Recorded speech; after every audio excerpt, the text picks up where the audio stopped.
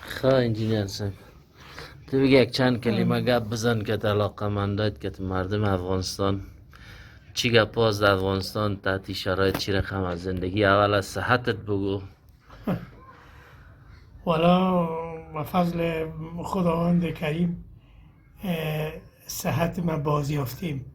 اینه یک مکور خوب است و میشاهم خوب است را میگردم خوب دارم منطقه که یک ذره ما بیشیمگی و بیحالی را حس میکنم که تر زیاد بگویم را میرم نمیتونم رفته. خب انشاءالله که با مرور زمان یک ذره او خوب میشه دیگه. من بسیار زیاد خوش هستم که این رفیقایم در دورم است.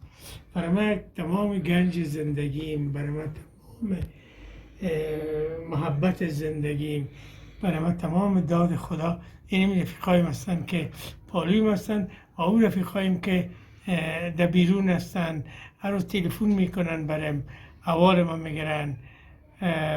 بسیار خوش هستم. خب یک جبر تاریخ بود در افغانستان آمد، ما کل چیز خود دیگر دست دادیم. ما و ساعتیری ها و شب نشینی ها و محافل و اینایی که داشتیم فعلا همگی در حال سکوت و سکون است. نمیدانیم به هم دیگر خوبتر برسیم. همون مزایای زندگی را حال دیگر چشیده نمیتونیم، ولی انتظار هستیم و دنیا با امید خورده شده. ببینیم شکر که جور هستن، زنده هستن. اونایی که در بیرون هستن رفتن آرام باشن، جور باشن. میگم خبر داریم که در بیرون که رفتن سر دق آوردن و خب ما البته نیم جهان با مسافرت و با مهاجرت دیدیم. ما درد مهاجرت خوب اسم میکنم. این پایدم که لخه که دروازه آدم بیرون آمد برآمد کشور بیرونی رفت دیگه او آدم نیست دیگه. او اختیارات کلی خود آدم نمی داشته باشه. من میفهم که دوستا از چی رنج میبرن، از نبود ما و شما رنج میبرن، نبود ما و شما را حس میکنن.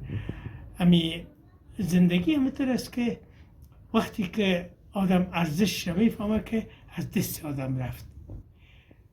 شاید هم روزایی که زندگی میکردیم با رفیقا بودیم، پلاو و چرا و پاچه و قابلی و اینا رو میخوردیم، ساز میکردیم، هارمونیم میزدیم، میخوندیم، کورس میخوندیم، میرقصیدیم. خب با شرایط خود ما هر چی که میکردیم. ولی امروز اونمون نیست.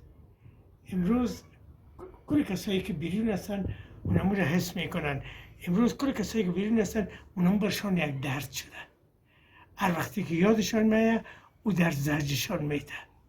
و ما امیدوار هستم خداوند کریم روزی برسانه که یک آرامش افغانستان بیایه که این دوستا فقط تقاضای اجاره کنن که ما میریم به وطن خود برمیگردیم. خانه پیدا میشه، یک رومنان پیدا میشه که بخورن، ولی او آرامش روحی را همیال ندارن.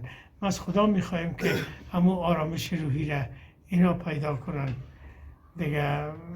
کسایی که رفتن خداوند کریم برمک صاحب، محسن مخمل باب و عتیق جان رحیمی را که انسانهای بسیار شرافتمند و انسانهای بسیار انسان دوست بودن، بسیار رفیق دوست بودن، بسیار افغانستان دوست بودن. اینا زمین های را مساعد ساختن که لااقل کسایی که خطر احساس میکردن خیسن از این کشور برآمدن برای یک مدت. ما امیدوار هستم که اونا هم پس بیاین. برابر وطن هیچ چیزی شیرین تر نیست. همین آدم وقتی که در تنگدستی و در فقر و در بیچارگی و در دوری از وطن قرار میگیره، بازم پس کوچه های شهر آدم، کوچه آدم، کشور آدم گلزار در نظر آدم میاد. آدم چه خیف میخوره، افسوس میخوره که من امو وقت چرا قدر زیره نفهمیدم، چرا ازش دگام لذت نبردم، دگام لذت نبردم. ولی خوب دیگه پیشتر گفتم که جبر تاریخ است. یکان دفعه همه چیز سرچپه میشه. یک مرگ چیزی گفته نمیتونم که آدم جلوش گرفته نمیتونه، ولی دیگه امید به دنیا باقی است و ما امیدوار هستم که این دوستای ما باز بخیر به وطن خود بیاین، اما باقی عمر خود همین جمعه دوستای خود بگذرانن. ما هر کدامشه رویشان میبوسم، که آغوش میگیرمشان و برشان گریه میکنم. خب دیگه راستی وقتی که میگم گریه میکنم، گریه خودم مشک خودم میآید، ولی که فراق دیگری دوستا بسیار بد چیز است. بسیار قدر دوستا رو آدم وقتی میفهمه که نباشه. خدا شما را کم نکنه، خدا شما را نگیره، خدا شما را که اولاد توش پوست زنده داشته باشه. بخیر باشین جزم